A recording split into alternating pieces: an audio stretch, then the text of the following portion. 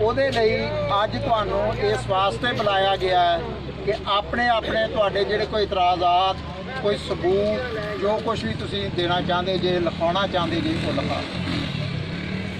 ਬਸ ਇਹ ਮੁੱਖ ਸੱਚ ਹੈ।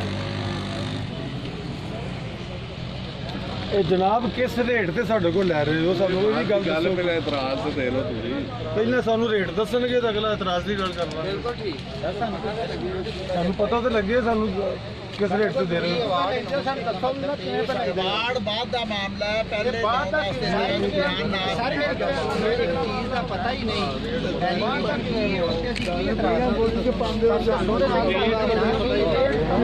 ਗੱਲ ਤੇ ਫਿਰ ਉਹ ਇਤਰਾਜ਼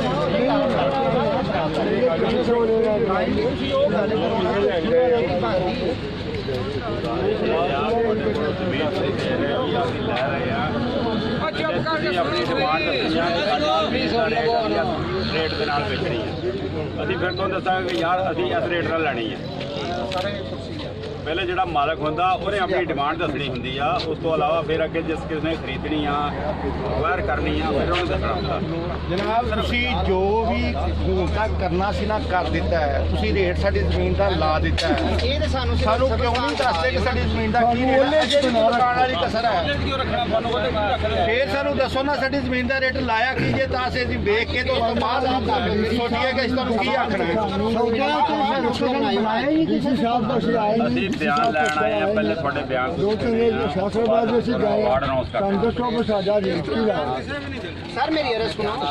ਪਹਿਲਾਂ ਇਹ ਤੇ ਦੱਸੋ ਨਾ ਕਿ ਕੀ ਡਿਮਾਂਡ ਤੁਹਾਡੀ ਕੀ ਹੈ। ਜ਼ਮੀਨ ਸਿਰਫ ਦੱਸ ਦਿਓ ਤੇ ਦੱਸੋ ਜ਼ਮੀਨ ਲੈਣੀ ਹੈ ਤੁਹਾਡੇ ਕੋਲ, ਇਹ ਰੇਟ ਜਿਹੜਾ ਸਾਡਾ ਪ੍ਰੋਗਰਾਮ ਹੈ, ਠੀਕ ਹੈ। ਹਰ ਚੀਜ਼ ਤੇ ਡਿਸਾਈਡ ਆਲਰੇਡੀ ਹੋ ਚੁੱਕੀ ਹੈ, ਠੀਕ ਹੈ। ਜਿਹੜੇ ਸਾਡੇ ਪਹਿਲਾਂ ਉਸ ਤੋਂ ਬਾਅਦ 2018 ਦੇ ਵਿੱਚ ਸੀ, ਉਹ ਹੁਣ ਆ ਕੇ ਮੇਰਾ ਮਕਸਦ ਘੱਟ ਕਰ ਦਿੱਤੀ ਗਈ ਹੈ। ਜਦੋਂ ਇੱਕ ਚੀਜ਼ ਦੇ ਇੰਤਕਾਲ ਰੁਕ ਜਾਣੇ ਨੇ ਆਟੋਮੈਟਿਕਲੀ ਗੱਲ ਹੈ, ਜਿਹੜਾ ਉਹਦੀ ਜਿਹੜੀ ਜ਼ਮੀਨ ਦੀ ਟ੍ਰਾਂਸਫਰ ਨਹੀਂ ਅੱਗੇ ਪਿੱਛੇ ਹੋਣੀ। 2018 ਦੇ ਰੇਟ ਵੇਖ ਲਓ, ਜਿਹੜੇ ਤੁਸੀਂ ਦੇ ਰਹੇ ਹੋ ਉਹ ਵੇਖ ਲਓ। ਹੁਣ ਸਾਡੇ ਕੋਲ ਇਤਰਾਜ਼ ਕਾਹਦੇ ਲੈਣੇ ਜੇ? ਕੋਈ ਤੁਸੀਂ ਅਵਾਰਡ ਅਨਾਉਂਸ ਕਰਨੇ, ਤੁਸੀਂ ਅਬ ਦੱਸੋ ਕਿ ਬਈ ਇਸ ਕਿੱਲੇ ਦਾ ਕੀਮਤ ਲਾਈ ਹੈ ਜਿਹੜੀ। ਇਹੀ ਤੇ ਅਸੀਂ ਕਹਿ ਰਹੇ ਹਾਂ, ਗੁਜ਼ਾਰਿਸ਼ ਇਹੀ ਕਰ ਰਹੇ ਹਾਂ ਕਿ ਜਿਹੜੀ ਤੁਸੀਂ ਪਾਰਟੀ ਕਹਿ ਰਹੇ ਹੋ ਇਹ ਲਿਖ ਕੇ ਦਿਓ ਕਿ ਸਾਨੂੰ ਸਾਡਾ 2018 ਚ ਹੌਸਲਾ ਲੱਗੀ ਆ।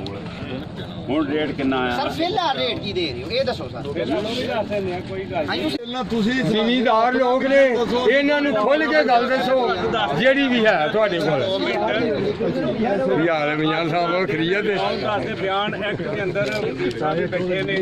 ਗੱਲ ਸੁਣੋ, ਉਹ ਇੱਥੇ ਵੀ ਹੈ।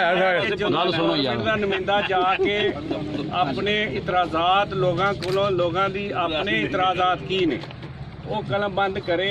ਕੱਲ ਅਗਰ ਅਦਾਲਤ 'ਚ ਤੁਸੀਂ ਪੇਸ਼ ਹੁੰਦੇ ਹੋ, ਵਕੀਲ ਤੁਹਾਡਾ ਜਾਂਦਾ ਹੈ, ਸਾਡੇ ਕੋਲ ਤੁਹਾਡੀ ਅਮਾਨਤ ਹੋਏਗੀ ਇਤਰਾਜ਼ਾਤ, ਅਸੀਂ ਉਸ ਵੇਲੇ ਕਹਾਂਗੇ ਕਿ ਜਨਾਬ ਉਸ ਵੇਲੇ ਜਦੋਂ ਮੈਂ ਅਵਾਰਡ ਅਨਾਉਂਸ ਕਰਨ ਗਿਆ ਸਾਂ, ਲੋਕਾਂ ਨੇ ਮੈਨੂੰ ਇਹ ਇਤਰਾਜ਼ਾਤ ਪੇਸ਼ ਕੀਤੇ ਨੇ, ਇਹ ਸਬੂਤ ਪੇਸ਼ ਕੀਤੇ ਨੇ ਕਿ ਮੇਰੀ ਜ਼ਮੀਨ ਦੇ ਵਿੱਚ ਫਲ ਹੈ, ਮੇਰੀ ਜ਼ਮੀਨ ਅੱਛੀ ਹੈ, ਮੇਰੀ ਜ਼ਮੀਨ ਦਾ ਰੇਟ ਇਹ ਲੱਗਣਾ ਚਾਹੀਦਾ।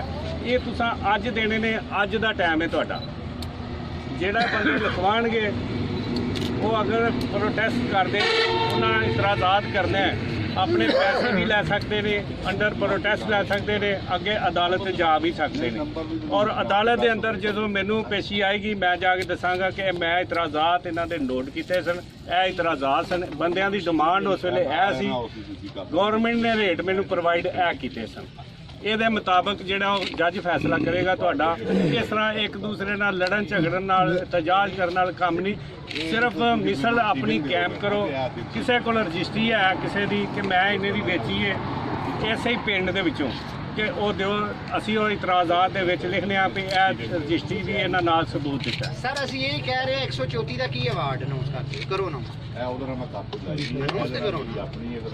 ਮੈਂ ਤੁਹਾਨੂੰ ਰੇਟ ਦੱਸ ਦੇਣਾ ਅਵਾਰਡ ਦੇ, ਤੁਸੀਂ ਇਤਰਾਜ਼ਾਤ ਦੇਣੇ ਨੇ ਤੇ ਮੈਂ ਅਨਾਉਂਸ ਕਰਨੇ ਨੇ, ਲੇਕਿਨ ਤੁਹਾਡੀ ਖਾਹਿਸ਼ ਦੇ ਉੱਤੇ ਅਸੀਂ ਕਰਦੇ। ਕੋਈ ਗੱਲ ਨਹੀਂ ਸਰ, ਮੇਰਾ ਮੈਂ ਕਿਹੜਾ ਬਾਅਦ ਚ ਜਾਂ ਪਹਿਲਾਂ।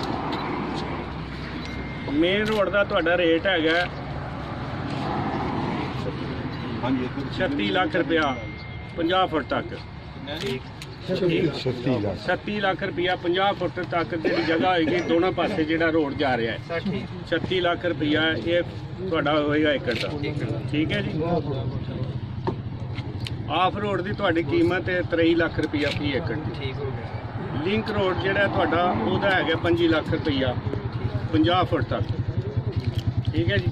ਇਹ ਤੁਹਾਡੇ ਰੇਟ ਮੈਨੂੰ ਗਵਰਨਮੈਂਟ ਮੇਰੇ ਸੁਣ ਲਓ, ਇਹ ਗਵਰਨਮੈਂਟ ਨੇ ਮੈਨੂੰ ਮਨਜ਼ੂਰ ਕਰਕੇ ਬੋਰਡ ਆਫ ਰੈਵਨਿਊ ਤੱਕ ਇਹ ਮੈਨੂੰ ਰੇਟ ਉਹਨਾਂ ਦਿੱਤੇ ਜਿਹੜੇ ਮੈਂ ਤੁਹਾਨੂੰ ਦੇਣੇ ਨੇ। ਕਿਸੇ ਉਹਲੇ 'ਚ ਮੇਰੇ ਕੋਲ ਸੁਣ ਕੋਈ ਓਲਾ ਰੱਖਣ ਦੀ ਨਾ ਮੈਨੂੰ ਜ਼ਰੂਰਤ ਹੈ, ਨਾ ਮੈਂ ਵੀ ਤੁਹਾਡੇ ਵਾਂਗਰ ਹੀ ਬੰਦਾ। ਤੁਸੀਂ ਸਰਕਾਰੀ ਮੁਲਾਜ਼ਮ ਹੋ, ਤੁਸੀਂ ਸਰਕਾਰ ਦੇ ਹੋ ਨਾ। ਲੇਕਿਨ ਮੈਂ ਸਿਰਫ ਇੱਕ ਦਰਖਾਸਤ ਕਰਨੀ ਹੈ ਕਿ ਤੁਹਾਡੇ ਪਹਿਲੇ ਵੀ ਜਿਹੜੇ ਮਾਮਲਾ ਸਨ ਨਾ ਮੈਂ ਸਾਰੇ ਉਹ ਦੇਖੇ 2016 ਤੋਂ ਮੇਰੀ ਡਿਊਟੀ ਹੈ ਕਿ ਕਿਸੇ ਏਸੀ ਨੇ ਤੁਹਾਡੇ ਇਤਰਾਜ਼ਾਤ ਨਾ ਨੋਟ ਕੀਤੇ ਨਾ ਨੋਟ ਕਿਸੇ ਕਰਾਏ।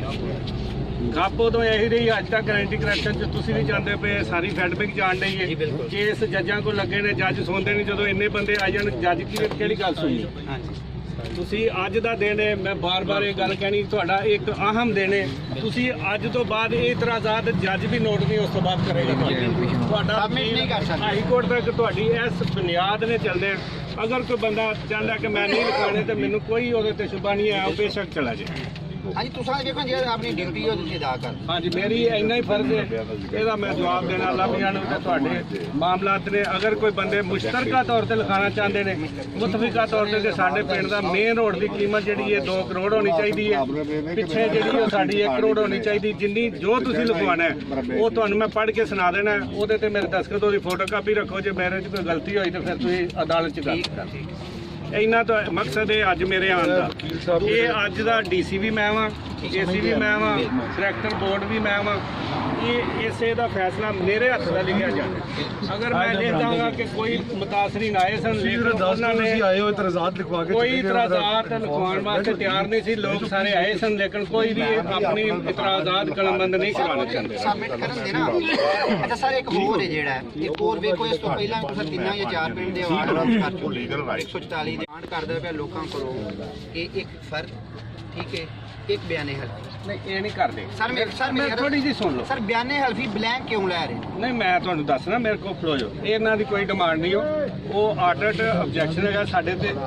ਤੁਸੀਂ ਵੀ ਸੇਫ ਰਹੋਗੇ, ਅਸੀਂ ਵੀ ਸੇਫ ਸਰ ਰਹਾਂਗੇ। ਬਲੈਂਕ ਕਿਉਂ ਮੰਗ ਰਹੇ ਉਹ ਹੋ ਯਾਰ ਬਲੈਂਕ ਕੋਈ ਨਹੀਂ ਮੰਗਦਾ। ਅਗਰ ਗੱਲ ਸਾਡੀ ਸੁਣੋ, ਤੁਸੀਂ ਆਪਣੇ ਆਪ ਲਿਖਵਾ ਲਓ। 100 ਰੁਪਈਆ ਲੱਗਦਾ, ਕਚਹਿਰੀਆਂ ਲਿਖਾਓ 50 ਲੱਗਣ 200 ਲੱਗੇ, ਤੁਸੀਂ ਲਿਖਵਾ ਕੇ ਲਿਆਓ। ਤੁਹਾਨੂੰ ਨਮੂਨਾ ਦਿੰਦੇ ਆ। ਉਹ ਪਰਫਾਰਮਾ ਦਿਓ ਨਾ ਜੋ ਸਟਾਂਪ ਤੇ ਇਹਦੇ ਸੁਣ ਤੇ ਲਵੋ, ਮੇਰੀ ਤੇ ਸੁਣ ਲਓ। ਅਸੀਂ ਤੇ ਤੁਹਾਡੀ ਸਹੂਲਤ ਵਾਸਤੇ ਕਿ ਤੁਸੀਂ ਉਹਦੇ ਤੇ ਅੰਗੂਠਾ ਲਾਣਾ, ਬਲੈਂਕ ਤੇ ਕੋਈ ਨਹੀਂ ਲੈਂਦੇ ਪਏ। ਬਲੈਂਕ ਜਿਸ ਬੰਦੇ ਦੱਸਿਆ ਉਹਨੇ ਤੁਹਾਨੂੰ ਗਲਤ ਦੱਸਿਆ, ਉਹਨੇ ਆਪ ਆਪਣੇ ਲਿਖਣ ਤੋਂ ਮਤਲਬ ਹੈ ਜਮ੍ਹਾਂ ਕਰ ਦਿੱਤੀ, ਜਮ੍ਹਾਂ ਤਫਰੀਕ। ਤੁਸੀਂ ਜਾਓਗੇ ਸਾਡੇ ਕੋਲ ਕੰਪਿਊਟਰ ਤੇ ਪਰਫਾਰਮਾ ਟੈਪ ਹੋਇਆ, ਉਹਨੂੰ ਤੁਸੀਂ ਪੜੋਗੇ, ਲਿਖਣਾ ਉਹਦੇ ਤੇ ਕੀ ਕਿ ਮੈਂ ਫਲਾਣਾ ਬੰਦਾ ਵਾਂ, ਮੇਰੀ ਇਹ ਖੇਬਟ ਖਾਤਾ ਹੈ, ਮੇਰਾ ਇੰਨਾ ਜ਼ਰੀ ਰਕਬਾ ਜਾਂ ਫਲਾਣਾ ਮੇਨ ਰੋਡ ਦਾ ਰਕਬਾ ਆਂਦਾ ਪਿਆ, ਮੈਂ ਇਹਦਾ ਮੁਆਵਜ਼ਾ ਜ਼ੇਰੇ ਇhtਜਾਜ ਵਸੂਲ ਕਰ ਰਿਹਾ ਜਾਂ ਮੈਂ ਇhtਜਾਜ ਨਹੀਂ ਕਰ ਰਿਹਾ, ਮੇਰਾ ਰਕਬੇ ਦੀ ਮੈਨੂੰ ਮੁਆਵਜ਼ਾ ਦਿੱਤਾ ਜਾਏ। ਠੀਕ ਹੈ ਜੀ। ਅਗਰ ਮੇਰੀ ਫਰਜ਼ 'ਚ ਮੇਰਾ ਕਿਸੇ ਕਿਸਮ ਦਾ ਕੋਈ ਕੋਰਟ ਕੇਸ ਨਿਕਲ ਆਏ ਜਾਂ ਗਲਤ ਸਾਬਤ ਹੋ ਜੇ ਤੇ ਮੈਂ 15 ਯੋਮ 'ਚ ਦਾਨੇ 'ਚ ਜਮ੍ਹਾਂ ਕਰਾਉਣ ਦਾ ਪਾਬੰਦ ਹਾਂ। ਇਹ ਸਾਡਾ ਨਹੀਂ ਹੈ, ਮੇਰੀ ਡਿਮਾਂਡ ਨਹੀਂ, ਇਹ ਆਡਿਟ ਡਿਪਾਰਟਮੈਂਟ ਦੀ ਹੈ। ਜਦੋਂ ਆਡਿਟ ਹੋਣੀ ਉਹਨਾਂ ਕਹਿਣਾ ਜਨਾਬ ਇਹ ਗਲਤ ਹੋ ਗਿਆ, ਇਸ ਬੰਦੇ ਦਾ ਕੀ ਕਰਨਾ, ਹੁਣ ਤੁਸੀਂ ਕੀ ਕਰ ਸਕਦੇ ਹੋ। ਸਰ ਅਸੀਂ ਇਹ ਕਨਫਰਮ ਕਰਨਾ ਚਾਹ ਰਹੇ ਹਾਂ ਕਿ ਬਲੈਂਕ ਨਹੀਂ ਲੈਂਦੇ ਪਏ। ਬਲੈਂਕ ਲਿਆਉਣ ਦਾ ਮਕਸਦ ਸਿਰਫ ਇੱਕ ਹੈ ਕਿ ਤੁਸੀਂ ਉਹ ਲਿਆਓਗੇ ਨਾ, ਬਾਹਰੋਂ ਕਿਸੇ ਤੋਂ ਲਿਖਵਾ ਕੇ ਲਿਆਓਗੇ, ਉਹ ਗਲਤ ਹੋ ਜਾਏਗਾ। ਸਾਡੇ ਉਹ ਕੰਪਿਊਟਰ ਦੇ ਵਿੱਚ ਪਰਫਾਰਮਾ ਦਿੰਦੇ ਆ ਨਾ, ਉਹ ਅਸੀਂ ਉਹ ਕੱਢ ਦਿੰਦੇ ਆ, ਉਹਦੇ ਵਿੱਚ ਉਹਨੂੰ ਪੜ੍ਹ ਕੇ ਬੰਦਾ ਸਾਈਨ ਕਰੇ। ਜੇ ਉਹਦੇ 'ਚ ਕੋਈ ਇਤਰਾਜ਼ ਵਾਲੀ ਗੱਲ ਹੈ ਤਾਂ ਨਾ ਕਰੇ। ਅਸੀਂ ਕਿਹੜਾ ਉਹਦੇ ਸਾਈਨ ਕਰਵਾਉਣੇ ਆ ਬਲੈਂਕ ਦੇ ਉੱਤੇ ਵੀ ਜਾਂ ਜਿਹੜੀ ਹੈ ਨਾ, ਇਹ ਕੋਈ ਚੀਜ਼ ਨਹੀਂ ਹੈ। ਉਹ ਕੱਢ ਕੇ ਕਦੋਂ ਦਿਓਗੇ? ਉਸੇ ਟਾਈਮ ਜਦੋਂ ਜਦੋਂ ਤੁਸੀਂ ਜਾਓਗੇ ਉੱਥੇ ਫੈਸਲਾ ਬਾਅਦ ਹੀ ਦੇਣੀ ਜੇ ਤੁਸੀਂ। ਅੱਜ ਤੋਂ ਬਾਅਦ 42 ਦਿਨ ਦੇ ਅੰਦਰ ਅੰਦਰ ਜਿਹੜੇ ਬੰਦਿਆਂ ਅੱਜ ਇਤਰਾਜ਼ਾਤ ਪੇਸ਼ ਕਰਨੇ ਨੇ ਹਾਜ਼ਰ ਨੇ, ਉਹਨਾਂ 42 ਦਿਨ ਦੇ ਅੰਦਰ ਮੈਨੂੰ ਰੈਫਰੈਂਸ ਦੇਣਾ, ਡਾਇਰੀ ਕਰਵਾਉਣਾ ਔਰ ਉਸ ਤੋਂ ਬਾਅਦ ਉਹ ਅਦਾਲਤ ਨੂੰ ਮੈਂ ਭੇਜਣ ਦਾ ਜ਼ਿੰਮੇਦਾਰ ਹਾਂ। ਠੀਕ ਹੋ ਗਈ ਗੱਲ। ਜਿਹੜੇ ਬੰਦੇ ਬਾਹਰ ਦੇ ਮੁਲਕ ਨੇ ਇੱਥੇ ਨਹੀਂ ਆ ਸਕਦੇ ਉਹਨਾਂ ਵਾਸਤੇ ਕਾਨੂੰਨ ਦੇ ਮੁਤਾਬਕ 6 ਮਹੀਨੇ ਦੇ ਅੰਦਰ ਉਹ ਆਪਣਾ ਰੈਫਰੈਂਸ ਭੇਜ ਸਕਦੇ। ਇਹ ਕਾਨੂੰਨੀ ਪੋਜੀਸ਼ਨ ਹੈ ਤੁਹਾਡੀ। ਤੁਸੀਂ ਆਪਣੇ ਇਤਰਾਜ਼ਾਤ ਲਿਖਵਾਉਣੇ ਨੇ, ਇਹਦੇ ਉੱਤੇ ਹੀ ਕੱਲ੍ਹ ਨੂੰ ਵਕੀਲ ਨੇ ਬਹਿਸ ਕਰਨੀ ਹੈ ਕਿ ਜਨਾਬ ਜਦੋਂ ਕਲੈਕਟਰ ਸਾਹਿਬ ਆਏ ਸਨ ਉਹਨਾਂ ਸਾਡੇ ਇਤਰਾਜ਼ਾਤ ਨੋਟ ਕੀਤੇ ਔਰ ਸਾਡੀ ਡਿਮਾਂਡ ਉਸ ਵੇਲੇ ਇਹ ਸੀ ਔਰ ਅਸੀਂ ਇਹ ਸਬੂਤ ਪੇਸ਼ ਵੀ ਕੀਤੇ ਸਨ। ਉਹਦੇ ਉੱਤੇ ਜੱਜ ਨੇ ਫੈਸਲਾ ਕਰਨਾ। ਅੱਜ ਅਗਰ ਤੁਸੀਂ ਕੋਈ ਕਹਿੰਦੇ ਹੋ ਜੀ ਅਸੀਂ ਤਾਂ ਬਿਆਨ ਦੇਣੇ ਕੋਈ ਨਹੀਂ ਆ, ਜਿਵੇਂ ਪਹਿਲੇ ਵੀ ਬੰਦੇ ਕਹਿੰਦੇ ਰਹੇ ਤੇ ਨਹੀਂ ਦੇਣੇ ਤੇ ਬਸ ਅਸਾਂ ਵੀ ਸਿਰਫ ਇਹ ਲਿਖਣਾ ਕਿ ਬੰਦੇ ਬਿਆਨ ਦੇਣ ਤੋਂ ਇਨਕਾਰੀ। ਕੋਈ ਇਤਰਾਜ਼ਾਤ ਆਪਣੇ ਦੇਣੇ ਚਾਹੁੰਦੇ ਤਾਂ ਇਤਰਾਜ਼ਾਤ ਇਹੀ ਤੁਹਾਡਾ ਮੌਕਾ ਹੈਗਾ ਕਿ ਉਹਦੇ 'ਚ ਤੁਸੀਂ ਖਾਮੋਸ਼ ਰਹੋਗੇ ਤਾਂ ਤੁਹਾਡਾ ਨੁਕਸਾਨ ਹੈ। ਇਹ ਚੀਮਾ ਸਾਹਿਬ ਕੋਲ ਬੈਠੇ ਨੇ, ਸ਼ਾਹਨਵਾਜ਼ ਸਾਹਿਬ ਬੈਠੇ ਨੇ, ਉਹਨਾਂ ਨੇ ਆਪਣੇ ਇਤਰਾਜ਼ਾਤ ਸਾਨੂੰ ਰਿਟਰਨ ਦੇ ਦਿੱਤੇ ਆ ਤੁਹਾਡੇ। ਹੋ ਗਿਆ ਕਿ ਜਿਹੜਾ ਕੱਲ ਤੁਸੀਂ ਇਸ਼ਤਿਹਾਰ ਦਿੱਤਾ ਨਾ, ਇਹ ਹਫ਼ਤਾ ਪਹਿਲੇ ਦੇ ਦਿੱਤੇ ਅਖਬਾਰ ਵਿੱਚ ਕਿਹੜਾ ਇਹੋ ਹੀ ਨੋਟਿਸ ਦਾ ਬਾਹਰ ਵਾਲਿਆਂ ਦੇਣਾ ਹੁੰਦਾ ਨਾ, ਮੈਂ ਉਹਦੇ ਤਾਂ ਬੜੇ ਦਿਨਾਂ ਦਾ ਭੇਜਿਆ। ਉਹਦੇ ਮੈਂ ਕਹਿਣਾ ਵੀ ਉਹਦੇ ਜੇ ਵਜ਼ਾਹਤ ਹੈ ਸੀ ਵੀ ਸਾਰੇ ਪੀਆਂ ਤਾਰੀਰੀ ਤੌਰ ਤੇ ਜੇ ਹਾਂਜੀ, ਬਿਲਕੁਲ। ਮੈਂ ਇਹ ਕਰਦਾ ਅੱਛਾ, ਉਹਨਾਂ ਫਿਰ ਨਹੀਂ ਨਾ ਦਿੱਤਾ ਦੋ ਕੱਲ ਦੇ ਅਖਬਾਰ ਚ ਆਇਆ ਮੇਰੇ ਕਿ ਕੋਲ ਅਸੀਂ ਵੀ ਅਖਬਾਰ ਸਰਕਾਰੀ ਤੌਰ ਤੇ ਭੇਜਣਾ, ਮੈਂ ਤੇ ਮਹੀਨਾ ਹੋ ਗਿਆ ਭੇਜ ਦਿੱਤੇ ਨੇ ਸਾਰੇ। ਤੇ ਅਖਬਾਰ ਉਹ ਕੱਲ੍ਹ ਵਾਲੀ ਤੇ ਛਾਇਆ ਇਹ ਕਹਿਣ ਦੇ ਆ ਫਿਰ ਹੁਣ ਉਹਨਾਂ ਅਖਬਾਰ ਤੇ ਦੇਖੋ ਨਾ, ਇੱਕ ਦਿਨ ਪਹਿਲੇ ਸ਼ਾਇਦ ਅਖਬਾਰ ਵਾਲਿਆਂ ਦੀ ਗਲਤੀ। ਮੈਨੂੰ ਤੇ ਤੁਹਾਂ ਤੇ ਪੜ੍ਹ ਵੀ ਲਿਆ, ਮੈਂ ਉਹ ਵੀ ਨਹੀਂ ਪੜਿਆ ਕਿ ਅਖਬਾਰ ਤੇ ਵੀ ਆ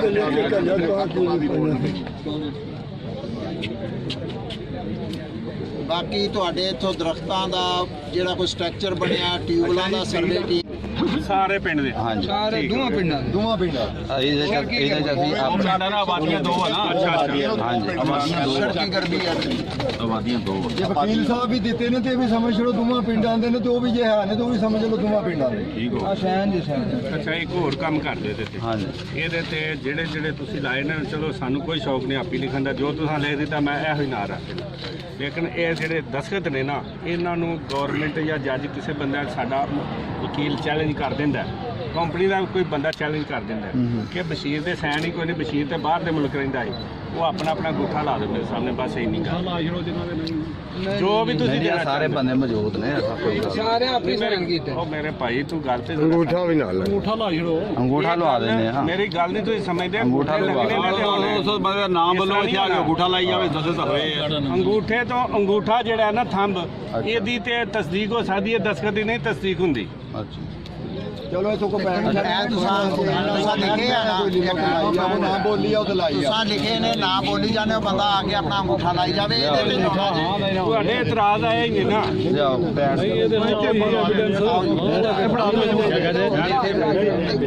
ਯਾਰ ਗੱਲ ਕਰੋ, ਇਹ ਮੇਰੇ ਸਾਹਮਣੇ ਰੱਖਣੇ ਚਾਹੀਦੇ ਨੇ। ਮੈਂ ਤੁਹਾਨੂੰ ਲਾ ਰਿਹਾ ਇਹ ਤੇ ਮੈਂ ਗੱਲ ਕਰਨਾ, ਬੰਦਾ ਹੁੰਦਾ ਜੇ ਬੰਦਾ ਆਜ਼ਾਦ ਅਹਿਮਦ ਚੀਮਾ ਸਾਹਿਬ ਕਿਹੜੇ ਨੇ? ਲਾਣੇ ਦੇ ਇਹਨਾਂ ਨੇ ਨਾ ਸਟਾਫ ਹੈ ਯਾਰ।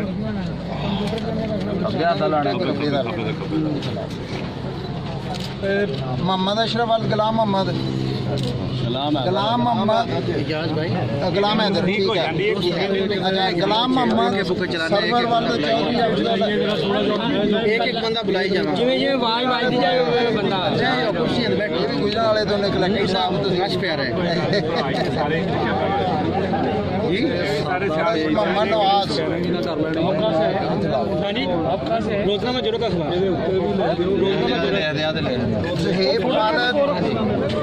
ज़ुहैब खालिद ਸਰ ਅੰਗੂਠੇ ਥੋੜੇ ਜਿਹੇ ਪਰਾਂ, ਅਗਰ ਅਬਦੁਰ ਕਿਸੇ ਨੂੰ ਸਾਹਿਬ ਗੱਲ ਪੁੱਛਣੀ ਹੈ ਪੁੱਛ ਸਕਦਾ। मैं ते भाई जाना उधर